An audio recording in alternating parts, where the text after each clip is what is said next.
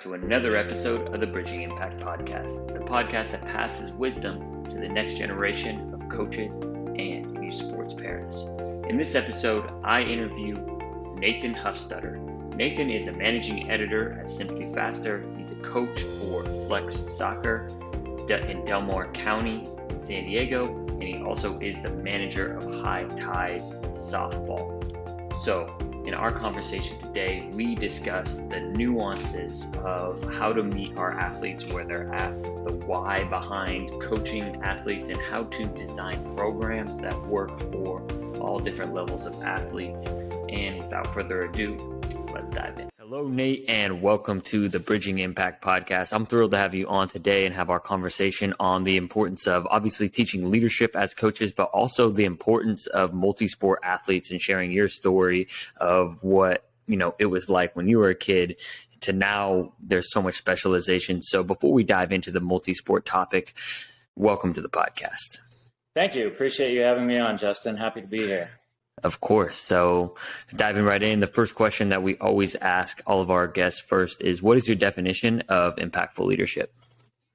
So my definition of impactful leadership is the ability to identify and define the problems at hand. And then from that, having the willingness to choose a course of action, the accountability to follow through on that and make sure that you are doing the things that you said you were going to do, and from there, motivating everybody involved to be part of the process towards your success. Yeah, I love that part at the end where you're like bringing people in as a part of the process instead of coach making the process and then putting people in places, right? It's a more of a collective than you go here, you go here, you go here. So before we kind of dive into that, what is your story around, coaching and athletics? So it really comes from that, because the difference between leadership and authority is leadership is you're bringing everybody with you, and authority is, well, maybe you're in the power, you have a position of power to make decisions, but you may not actually be a leader within that position of authority. So initially I got into coaching at a higher level by looking at a problem here in the Del Mar area of San Diego, where we had athletes who were very good at soccer, but who also played softball, volleyball, basketball in the spring. And our recreational leagues were not quite equipped to handle athletes at that level. And the competitive teams in our area wanted everybody to specialize year round. So at the club that I work, I created a program called the Flex program, where we supported multi-sport athletes in playing at a high competitive level through the fall and winter, and then during the spring released them from their obligation to the team and allowed them to play their second sport during that time so that they could fulfill the responsibilities to that other team that they had without feeling like they were missing something on both ends. So it really began with starting with, all right, here's the problem that we need to solve. All right, how do we bring everybody in to be involved in this? And here's the vision of it and how we're going to execute it. Yeah, I love that you brought them in again. But before we kind of dive into where you're at now, I'd love for you to share your story as an athlete, as a multi-sport athlete, and how that affects how you view the difference between specialization and playing multiple sports. So personally, I grew up playing sports in the 1980s where there was no choice. It was not possible to play one sport year round. That wasn't offered. Right. But then what we did in that time frame was during the fall for 10 or 12 weeks was soccer season. You played soccer.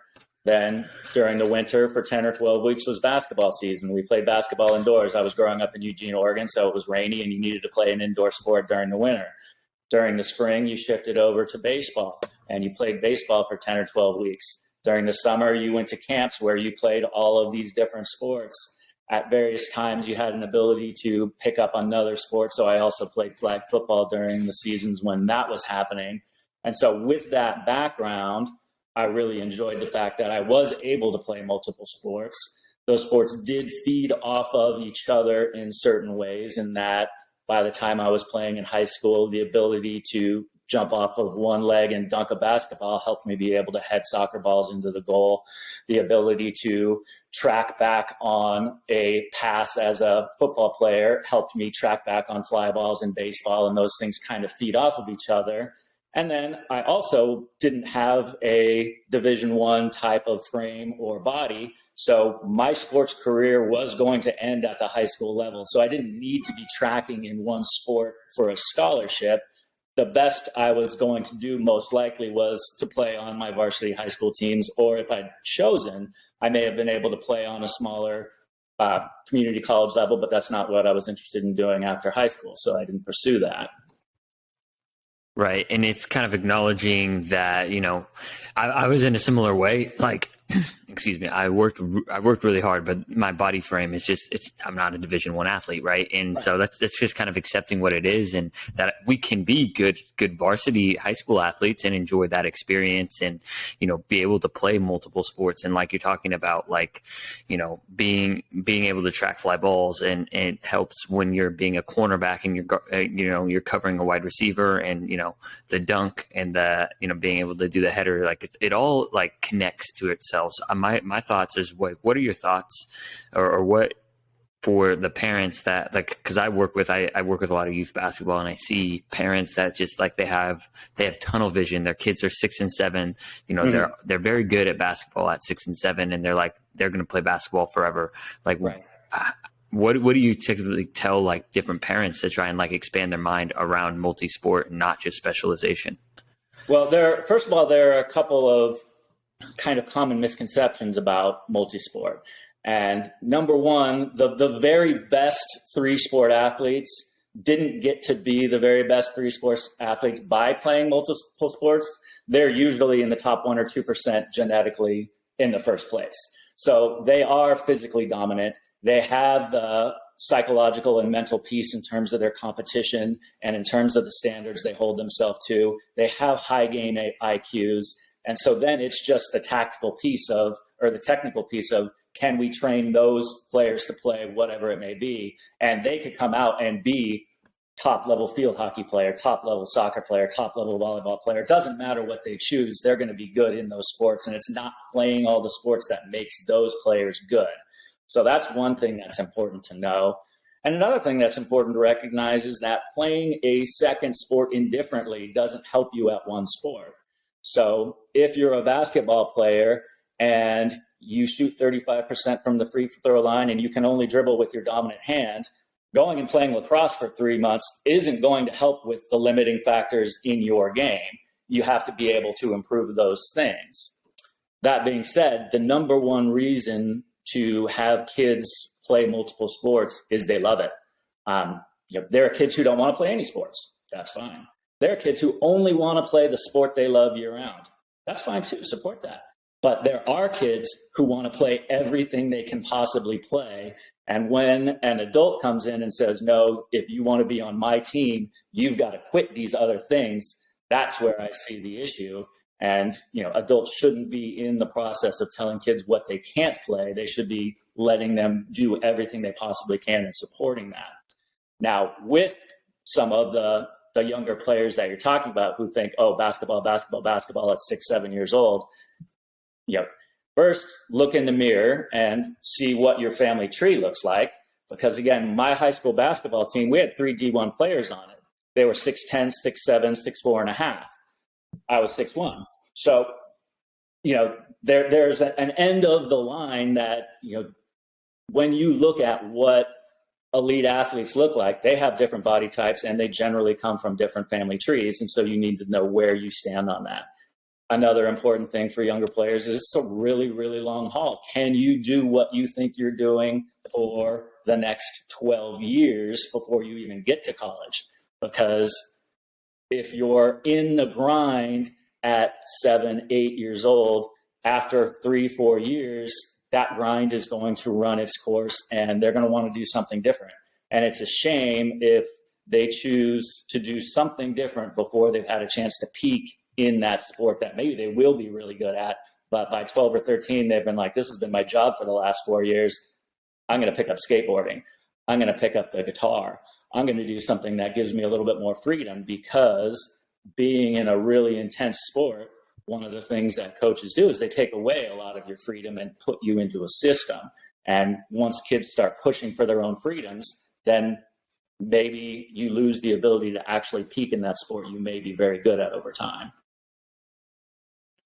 I like the idea and the notion of creating this awareness around it. Like not sports specialization is not technically bad if, let's say player in middle school, he or she, they love basketball or they love soccer and that's what they want to do all year round. So it's not a bad thing that they don't play baseball or softball.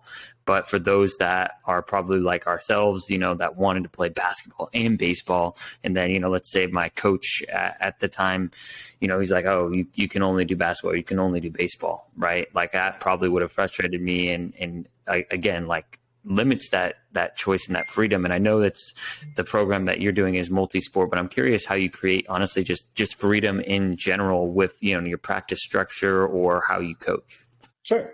And like, to your point, it really is important to note that there are kids who eat, sleep, and breathe a specific sport, and they should have a system that supports that. And if you eat, sleep, and breathe soccer, do it. And that's actually the route a lot of players take to the elite level is that. But again, you're talking about a minuscule percentage of the population. So within my system, what my teams do is it's important to create kind of a notion of seasons that reminds me of what seasons used to look like back when I was playing youth sports in the 80s. And you knew, all right, this is this season, this is this season, and this is this season. So I have a multi-sport soccer team and a multi-sport softball team, and all of the players do different things. And at different times of the year, we are in season, and this is what you are doing. So in the fall, we are in season for soccer. Right now, we practice 2 days a week. We play a competitive soccer game, usually both Saturday and Sundays, sometimes just one day out of the week. That competitive season runs through Thanksgiving. Then we have a postseason where we play postseason tournaments and enter those tournaments. And again, the primary obligation is to be available for the soccer team during that time. At that same time, there are players who play volleyball, basketball, and softball. And for those sports, they may go to one practice a week. Maybe they play a less competitive game during the week around our soccer games.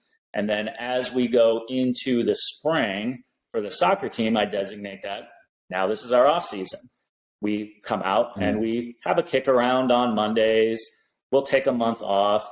Maybe we enter a tournament a couple flights below what we would normally be if everybody's available, but the competitive stress is lower because you can only be game ready in one sport at a given time. And while we go into the off season with my soccer team, we are going into the in season with my softball team where they are then. Now you're competitive ready on the softball season, and the expectation is you will be at everything that is required for the softball team, and you can have that second sport that you pursue, but you have to be all in on one thing at one time. And as long as everybody has the freedom to be all in on one of their sports during its primary season, everybody is able to feel like, yes, I'm getting everything I can out of this one sport and still supporting it with a second or even a third sport. Right. I like this notion of seasons, and I've been thinking about that the same way because I recognize that like AAU, at least specifically AAU basketball, and it's probably similar for soccer, and I know it is now for baseball as well. They don't stop. There is no off season. And so like I mean, I kind of know what some of the benefits are, but can you explain some of the benefits of what an off season are? Sure. I mean, first of all, with those never-ending seasons that exist in specialized youth sports, some of the kids don't understand when it's important to really focus in the first place because from January 1st to December 31st, they're in tournaments, they're in games. So when does it really matter? And with this notion of seasons, you can dictate, hey, this is the postseason tournament that we are playing towards. We're advancing through our league season. We want to be playing the very best in this postseason. And then we can taper off and go down because that's the way athletic development is. It goes in up and down in waves. And you may want to just be going linear, yes, yes, yes, yes, playing all year. But the reality is you're going to have your drop off whether you like it or not. So you might as well write it into your model because it's going to happen in one way or another. So having that ability to have kind of designated seasons lets the players know, all right, this is when we're really dialed in. This is when I expect your absolute highest commitment and highest focus. And then as they shift from one interest to another, it helps their motivation because, oh, hey, now I get to do something different. And for those who don't work with kids, it's easy for adults to be focused on something all the time, but kids really, really thrive on variety. And you see it at the practice level. If you just do the exact same warm-up every day for 2 months, by the end of 2 months, they've stopped doing it with any intent. It's just, they're just going through the motions. If you do the exact same season forever, at a certain point, they're just going through the motions. So you have to continually add that variety in, and having that variety of, all right, we were playing softball 3-4 games a day, very, very intense. It's a very individual kind of sport. A lot of moments of failure, a lot of moments of being kind of in the spotlight. And then all of a sudden, hey, now I transition to soccer and it's a little more dynamic. It's a little more team oriented. I can get some of my frustrations out. It's more contact oriented. I'm actually up against the players that I'm playing against. Same with like basketball. So you can go from a sport where you're separated from your opponent, like softball, volleyball, whatever, to a sport where you're face to face with your opponent, and you get that variety and you get those different kinds of impacts from each different sport. No, I think that's actually really interesting. And I've thought about variety, but not in terms of like different sports, because I do notice that like if I'm coaching and I do a similar warm up for, like about a month at a time, they do start being like, okay, we're doing this warm up again. I'm going to just, 50%, on the way through, which I believe in structure. But, as I'm kind of thinking about my own programming, and I'm like, with that, I'm kind of curious, how, like if just focusing on one sport at a time, how do you create some of that variety even within a season? Because I feel like it's still, even in a 2-month season, if like you do the same thing every week, sometimes it can become monotonous for the kids. So the most important thing to recognize about kids is they're super efficient. That's how they get through the day. They're small and they have a lot of stimuli thrown at them. So what is their solution? To be as efficient as possible in the tasks that they are given. So if you give them a warm-up that you think is a max acceleration warm-up, at a certain point, they're going to figure out, well, how can I do this at 80% to be efficient? If you come up with a small-sided game with some kind of esoteric rules that you think is going to create a certain effect, at a certain point, they're going to figure out, hey, how can I be efficient and cheat this game? And I'll get the points, but I'm not actually getting the effect of the game. And so from a programming side, unfortunately, the challenge is that you have to think about what you did the day before, and then what can I do differently that forces your players to think differently. Sometimes it's just a matter of, hey, if we do our lineup, our warm up in lines between cones, what if we do it at angles between poles? What if we just change the visual of it? What if instead of doing 3 cones going forward, we do it in a diamond in cones, and now we have some different movements? What if you change the order? And with all of these things, you just kind of have to figure out what are the outcomes you're hoping to achieve. And in some cases, the outcome you're hoping to achieve is, hey, I want my players to be able to do something self-directed, in which case, all right, you teach them the warm-up they can do while you're not even paying attention. And you know that maybe they're only going to do it at 75%, but there is a benefit to being able to do something self-organized and on their own. So that's fine. But from a programming standpoint, really, you kind of want to think, all right, what's my goal for today, and how am I going to create variety? Maybe today we're going to do hops instead of jumps. And so we're just going to do light pogo hops, and I'm going to force them to go laterally, and I'm going to force them to go backwards, and I'm going to do that.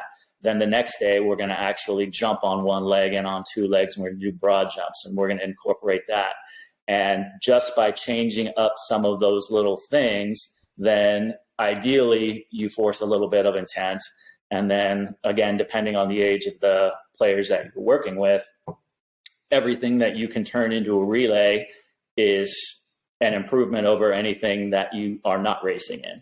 So hand them a tennis ball and have them do backpedal, sprint, backpedal, and toss the ball to the next player. And then the next one goes backpedal, sprint, backpedal, toss the ball to the next player, versus lines going, all right, everybody backpedal out, sprint, back. So you get a different intent by forcing them to race, forcing them to have an implement that they're reacting to. And then you can create variety that way, because there's an infinite number of things that you can have them toss to one another. You can have them toss pool rings to each other. They can toss rubber chickens. They can toss whatever, different kinds of balls, depending on your sport. It can be a basketball. It can be a 4-pound medicine ball. All of those little things that keep them engaged in the movements that you want to create. Because again, I think as coaches, we generally know that what you do with 100% intent, you improve on, and what you do at 70% intent, you go through the motions on, but you're not actually moving the needle much. Right. I think that's important to have some of that variety for the athletic improvement. I'm curious, like when you have a 2-month season, do you do some of your programming and plan for your variety throughout, or is it kind of a little bit more like instinctual in terms of like, okay, we did this here. I guess to simplify the question, like, what's the difference between your short-term planning for a season and long-term planning? So although I do focus on seasons, an important thing is I have these players all year. They're never in the wind. So, right. So I do have them 11 months out of the year. It's just that for some of those months, we may be only meeting twice a month or 4 times a month. So they're never completely gone. And then in terms of how I structure it, usually the game teaches you what you need to do the next week. So during those more intense season phases, the reason we practice is to get better at the game. So whatever happened on Saturday and Sunday in the games, that tells me, all right, we didn't press very well on the soccer field in this game. So on Monday, we're going to do a defending and the attacking third exercise where we're setting up our press. Meanwhile, we're teaching our defenders how to break that press, and we're creating the activity that hopefully works to improve on the thing that we were lacking a little bit in that game. Or if in softball, our bunt defense wasn't what it needed to be during a softball game, okay, can we create a bunting game where they're bunting and defending and working on that specific skill in the next practice so that we can then hopefully improve upon that for the time before. So I don't have like a set model where, all right, here's the curriculum. We go through each of these things, and instead the game kind of teaches you on the global level, like here's what we need to do to play the next game better. And then at the same time, as a coach, we want to be cognizant of the fact that these players may not be on your team for the following season. So what are the technical and tactical skills they must have for the next team they're on? And you have to be making sure that they're getting those. So even if, hey, we go 2 games where headers aren't very important, well, I do know that's maybe important for their next team. So I have to be working on that. Maybe we didn't need to do a lot of individual 1v1 skills in a particular 2-week stretch, but I do know that their next coach may care whether they know these 1v1 skills. So are we integrating those? And so it's kind of that balance between what you need from game to game and also giving them all the tools for wherever they may be going in their sport.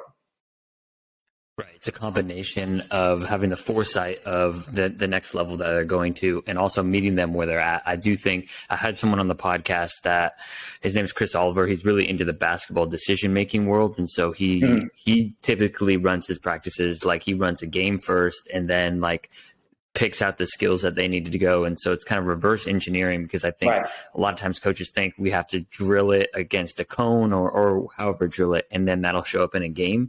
But that is kind of like the opposite effect. Right. So that's the play, practice, play model, which is, it's particularly effective with younger kids because what you do is first of all, you get them engaged from the moment they arrive at the field. And like, hey, we get to the field and we're playing. So nobody's going to show up late because that's when the game is. They want to be there. Gets their activity level up. they're ready to go. And then as you see them play either the small-sided or even a larger-sided version of the game, you're picking out, all right, here's what we're not doing well. And then have kind of an idea of here's the exercises or other small-sided games we want to do based on those things that weren't going particularly well in the first game. Then you do that in the middle portion of your practice. And then in the final portion of your practice, you repeat that first game and see if you're doing those things better on a technical and tactical level. And that's definitely an effective way of coaching.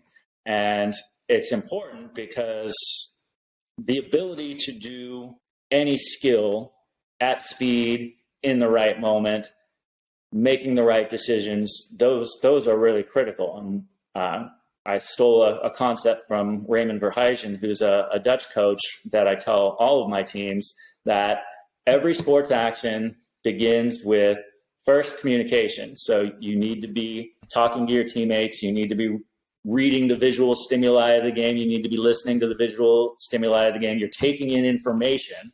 Then you make a decision based upon all of the information that you've been given and that you've taken in. And then number 3, you execute. That's when you actually perform the skill.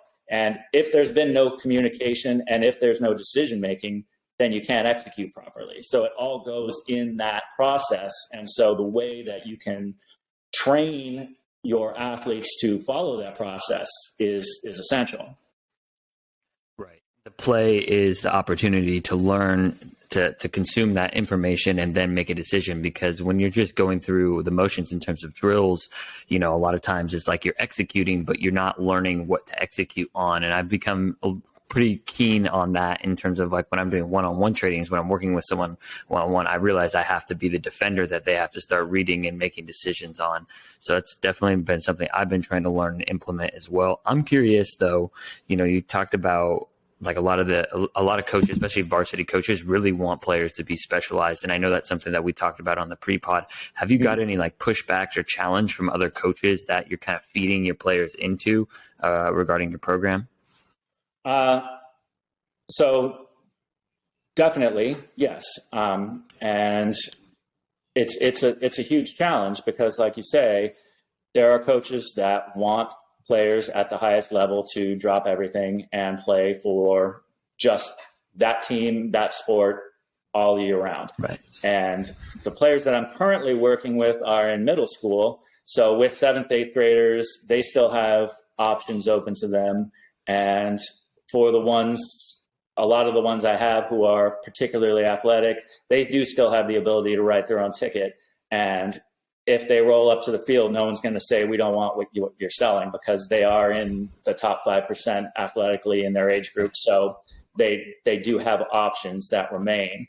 When you're looking at higher level sports, there is a point where if somebody is kind of on the verge of being able to maybe play at the college level, but there are things that they're missing in their game, it is perfectly reasonable for a high school coach to say, look, if you want to play at the next level, you need to drop what you're doing and get on a weight program. You need to be lifting weights in the off season and not doing this other sport that you think is fun.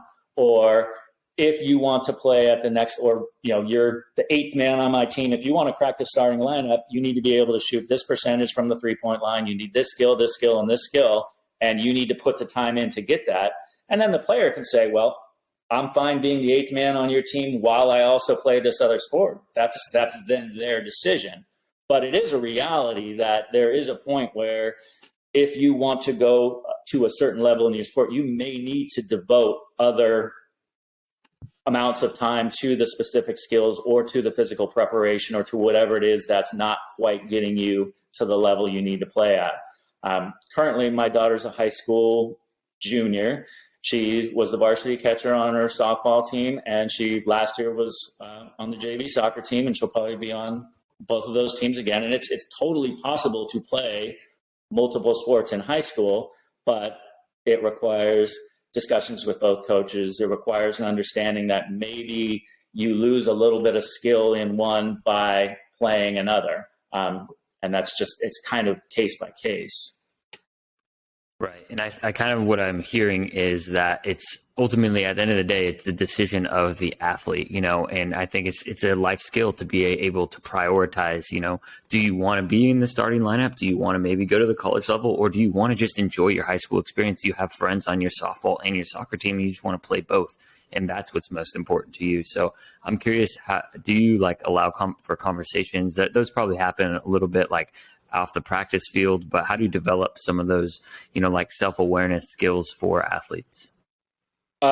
So with my players, we do all kinds of goal setting, and starting with, what's your basic commitment level to the sport? Are you even committed enough to play at the level that we want to play? This is the expectation. Okay, good. You've got that done. All right. Now that you have that basic level of being committed or compelled within your sport, now where do you want to go within that sport?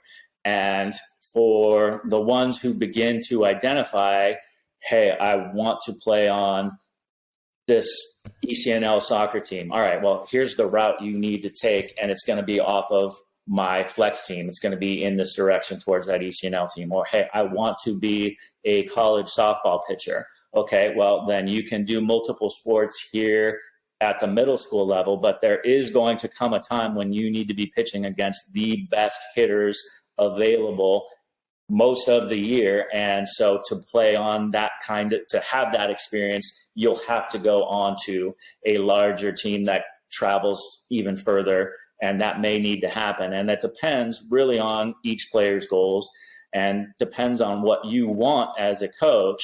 So for me as a coach, the reward is not in the moment, it's 4 years from now seeing where they are.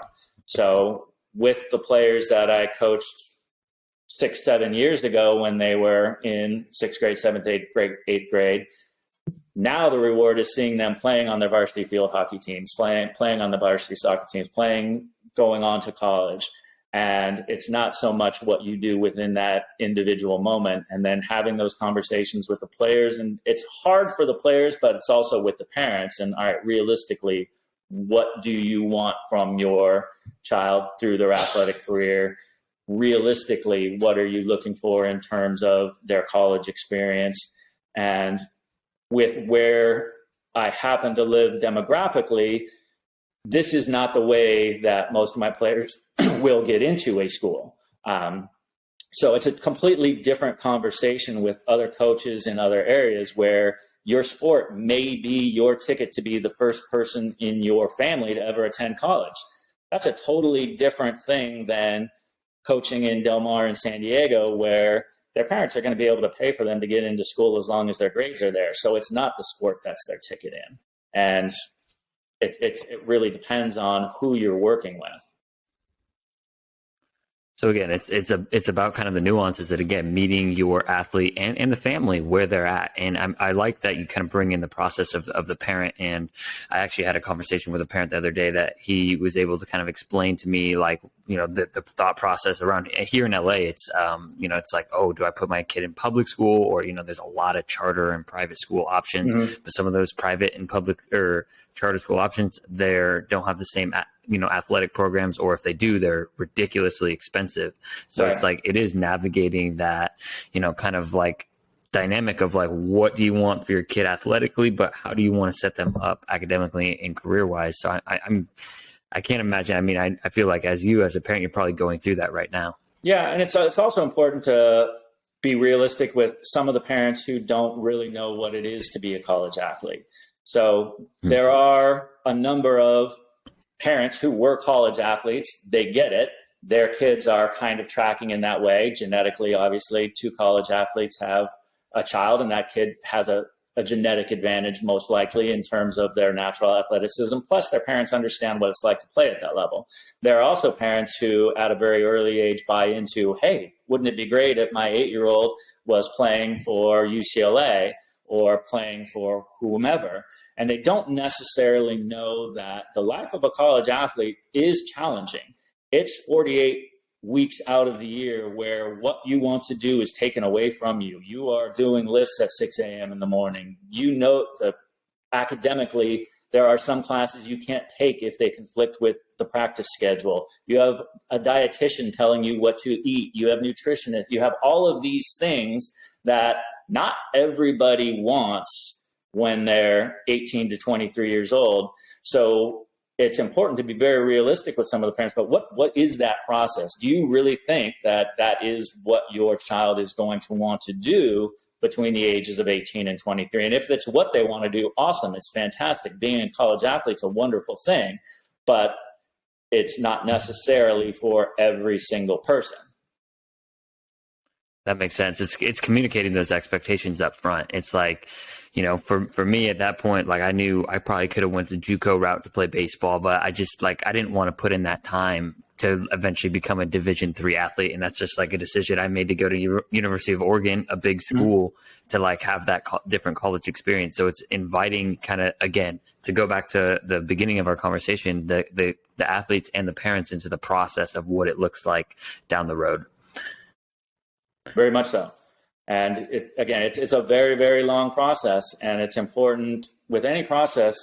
The most important thing is sustainability, and you need to be on a track that you can do over time, because most people can do just about anything for 6 months, 9 months, 12 months. You can drive 2 hours away for practice for 6 months, but at a certain point, that 2-hour drive to be on this elite team is going to grind you down. You can play games in different states where it costs you $800 every weekend. There's a certain amount of time you can do that, but you may not be able to do that for 10 years. So what's sustainable, and where in the process are you age-wise, goal-wise, and so forth? 100%. Yeah, the sustainability piece is a big one. And I even find that, again, for myself in terms of when I'm doing work, right? Like I could probably try and pump out, 6 podcast interviews a week, but that means it's not very sustainable, right? So I found that 2 a week is better for me, and so it's a similar thing for them. So as we kind of wrap up our conversation here, what are your final pieces of advice to, the newer coaches and youth sports parents? For the newer coaches, my main piece of advice would be to figure out the why of your athletes.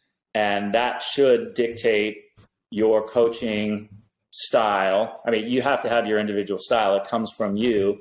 But do you have players who are just trying to learn the game and just want to run around and have fun? Do you have players who collectively want to be very ambitious, and can you meet their ambitions, and can you take them where they want to go? Do you have a team that is pretty good but has internal issues? All right, are you going to be the one who solves those internal issues and figures out that communication side?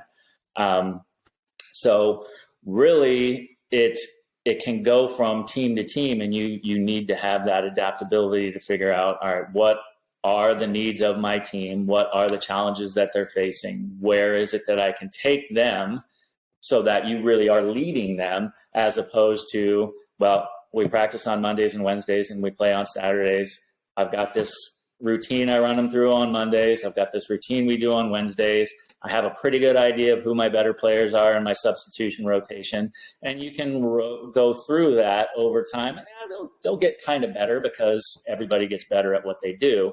But are you actually leading them in a specific place or not? So it really does all come back to that leadership piece and having that idea of, all right, where do these players and parents want to go? How do you find that out? Which is, you've got to talk to them. You have to be accessible. You have to have conversations. You have to have different ways of meeting each of your parents where they are. And with some of them, maybe with a phone call. With some of them, it may be talking to them before a game. With some of them, it may be, hey, I'm available for coffee on Wednesday if you want to let me know how things are going.